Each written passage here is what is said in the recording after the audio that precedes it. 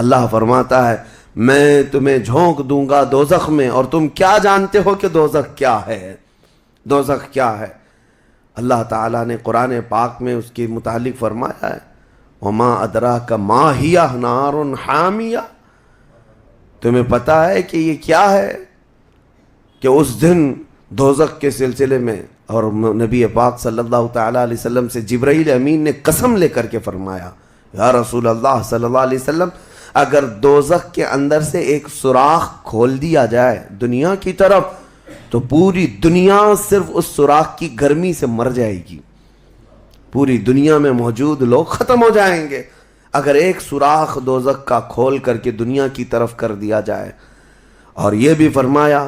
کہ جو جہنم کے فرشتے ہیں عذابات دینے کے لیے،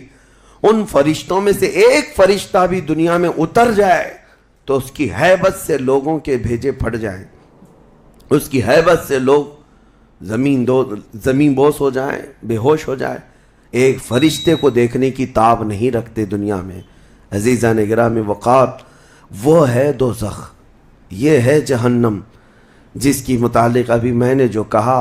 وہ شاید 5% بھی نہیں کہا ہوگا، مختصر سی بات میں اس لیے آج یہ آپ کے سامنے رکھا کہ لوگوں کو یہ ہلکا لگتا ہے کہ دوزخ سے آزاد ہو رہا ہے، کوئی جیل ہے کہ یہاں سے آزاد ہو گیا، پہلے وہاں پر بھی کھانا پانی سب چل رہا تھا۔ دوزخ، جہنم، جس کے تصور سے رونگٹے کانپ جائیں جسم کے اندر۔ صحابہ ڈرتے تھے، اولیاء ڈرتے تھے، انبیاء ڈرتے تھے، جن کے لیے میرے آقا صلی اللہ تعالیٰ علیہ وسلم نے بشارت دے دی تھی جنت کی، اس کے باوجود وہ خوف سے تھراتے تھے۔ دوزخ کا ذکر آتا قرآن پاک میں تو اللہ نے سورہ فجر میں فرمایا کلا اذا دکت الارض دکا دکا وجاء ربک والملک صفا صفا وجیء یومئذ بجہنم،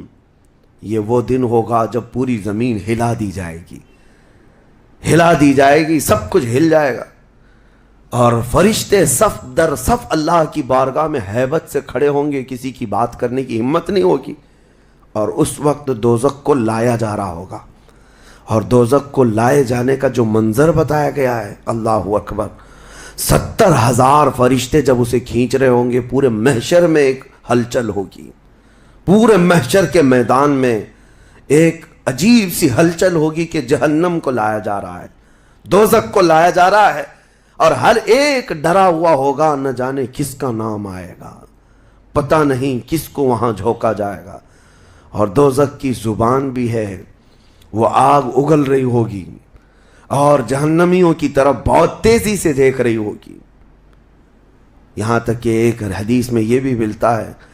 نبی اقدس صلی اللہ تعالیٰ علیہ وسلم قیامت کے دن اس دوزخ کو دیکھ کر کے رو رہے ہوں گے، میرے آقا صلی اللہ تعالیٰ علیہ وسلم، اے اللہ آخر اس دوزخ کو لایا گیا، کیا اس میں اب میری امت کو جھونکا جائے گا؟ حضور اکرم صلی اللہ تعالیٰ علیہ وسلم اس دن دوزخ کے ان حالات کو دیکھ کر رو رہے اللہ کریم کی بارگاہ میں۔ عزیزان گرامی وقار، اس سے آزادی کے لیے جو اولیاء کرام رویا کرتے تھے وہ معمولی چیز نہیں ہے۔ آج تو ہماری کیفیت یہ ہے دوزخ دوزخ دوزخ، کچھ رہ ہی نہیں گیا، ہلکے انداز میں بولنا، ہلکے انداز میں سن لینا اور چلے جانا۔ کیا ہمارے دلوں پر کچھ اثر ہوتا ہے؟ کیا ہماری آنکھیں بھیگتی ہیں اس نارے دوزخ سے جس کا صرف اور صرف تذکرہ سن کر کے ہمارے اندر ایمان ہو تو تڑپ جانا چاہیے کہ اے اللہ میں تیری دوزخ کے عذاب کو سہنے کے قابل نہیں، آج موم بتی میں میری انگلی جل جائے تو میں برداشت نہیں کر پاتا، تو پھر اس دوزخ کا کیا حال ہوگا جس کے متعلق حضور صلی اللہ علیہ وسلم فرماتے ہیں دنیا کے جتنے بڑے اونٹ ہوتے ہیں اتنا بڑا تو دوزخ کا ایک بچھو ہوگا، ایک بچھو ہوگا، اونٹوں کے برابر کے بچھو ہوں گے، اور سانپوں کا ڈنک ایسا ہے کہ وہ سانپ کا ڈنک کسی پہاڑ پر بھی یہاں کے وہ مار دے سانپ دوزخ کا تو پہاڑ کے اندر ٹکڑے ٹکڑے ہو جائیں، پاش پاش ہو جائے، لیکن یہ سب دوزخیوں پر مسلط کیا جائے گا۔ نبی اکرم صلی اللہ تعالیٰ علیہ وسلم سے پوچھا گیا ہلکا عذاب کیا ہے؟ آپ فرماتے ہیں آگ کی جوتیاں پہنائی جائیں گی جس کی گرمی سے تانبے یا پیتل کی پتیلی میں کوئی پانی جیسا پکتا ہے ایسا اس کا بھیجا پک کر ابل رہا ہوگا، اور وہ یہ سمجھے گا کہ میں سب سے بڑے عذاب میں مبتلا ہوں۔ حضور فرماتے جبکہ وہ سب سے ہلکے عذاب میں ہوگا، اور جو دردناک عذاب ہے، جو ذلت والا عذاب ہے، جو بڑا عذاب ہے، اس کا تو اندازہ ہی نہیں۔